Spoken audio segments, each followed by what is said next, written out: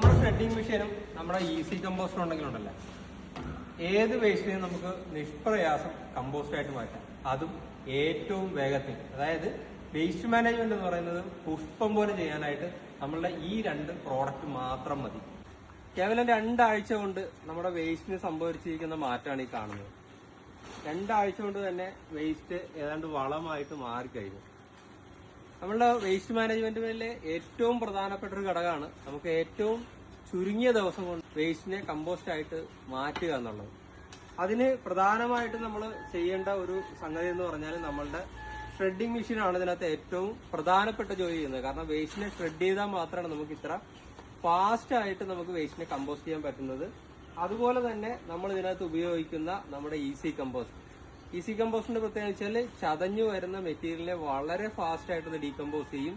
വളരെ പെട്ടെന്ന് തന്നെ നമുക്ക് അതിനകത്ത് ആ ദുർഗന്ധത്തെ അവൻ ഇല്ലാതെയാക്കും. അതുപോലെ തന്നെ ഏറ്റവും മികച്ച വളം നമുക്ക് ഈ കമ്പോസ്റ്റിങ്ങിലൂടെ കിട്ടുകയും ചെയ്യും. അപ്പോൾ ഈ ഒരു 3 കാര്യങ്ങളാണ് നമ്മുടെ കമ്പോസ്റ്റിങ്ങിൽ ഏറ്റവും പ്രധാനമായിട്ട് വേണ്ടത്. ഒന്ന്, നമുക്ക് ദുർഗന്ധം ഇല്ലാതെ നമുക്ക് വേസ്റ്റിനെ ഹാൻഡിൽ ചെയ്യാൻ പറ്റണം. രണ്ടാമത്തത്, വളരെ വേഗത്തിൽ അതിനെ കമ്പോസ്റ്റ് ചെയ്യാൻ പറ്റണം. മൂന്നാമത്തത്, നമുക്ക് കിട്ടുന്ന കമ്പോസ്റ്റ് അത് ഏറ്റവും കർഷകർക്ക് ഏറ്റവും ഗുണമുള്ള കമ്പോസ്റ്റ് ആയിരിക്കണം നമുക്ക് ഇതിന് കിട്ടണം. അപ്പൊ ഇതിനെപ്പറ്റി നിങ്ങൾക്ക് കൂടുതൽ അറിയണമെന്ന് ആഗ്രഹം ഉണ്ടെന്നുണ്ടെങ്കിൽ താഴെ കാണുന്ന നമ്മുടെ നമ്പറിൽ ബന്ധപ്പെടുക.